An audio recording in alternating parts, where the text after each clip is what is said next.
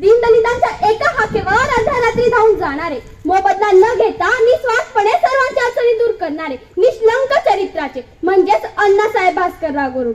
साधत होतं पांढरे शर्ट, डोक्यावर पांढरी शुभ्र टोपी असा वेश अण्णांचा असायचा.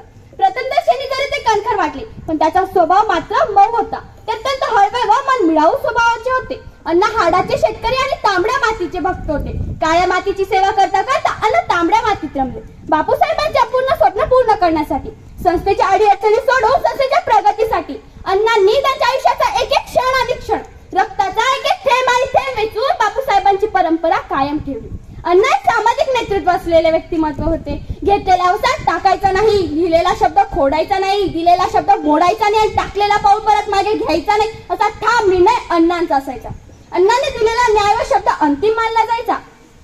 शेंदुरी परिसरात असलेला त्यांचा दबदबा, त्यांच्याबद्दल असलेली आदरयुक्त भीती आणि सर्वात महत्वाचे म्हणजे न्यायाधीशांना असलेली निकोप प्रवृत्ती. त्यामुळे शेजारच्यांची असलेली भांडण असो की शेतकऱ्याच्या बांधाऱ्यावरच भांडण असो किंवा भावबंदुकीची भांडण असो, दीनदलितांचे, गोरगरिबांचे पोलीस स्टेशन व कोर्ट म्हणजे अण्णा असं समीकरण त्यावेळेस होतं.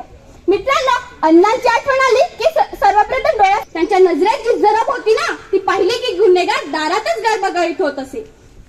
मित्रांनो, ज्ञान हे जगाचे सगळ्यात शाश्वत, सगळ्यात चिरंतन व चिरकाळ टिकणारे अमूल्य साधन आहे. आणि हेच अमूल्य साधन बापूंनी तसेच अण्णांनी या संस्थेद्वारे आपल्याला मिळवून दिले आहे. देश, देव, समाज, आई वडील यांच्यावरून खूप मोठे मानले जातात, पण जी व्यक्ती एखाद्याला ज्ञान देण्यास निर्भय बनवते, ज्ञान संपन्न जीवन जगण्यास, अनेकांच्या जीवनास आकार देण्यास, स्वतःच्या बळावर उभं करण्यास मदत करते, त्या व्यक्तीचे गुण नक्कीच यापेक्षा अधिक असतात.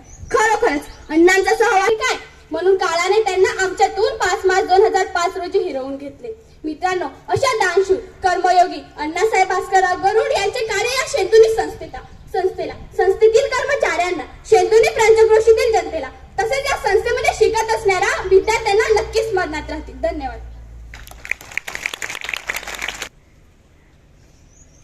नमस्कार, माझे नाव गुंजन सुनील वाघ, इयत्ता 7वी, तुकडी ड.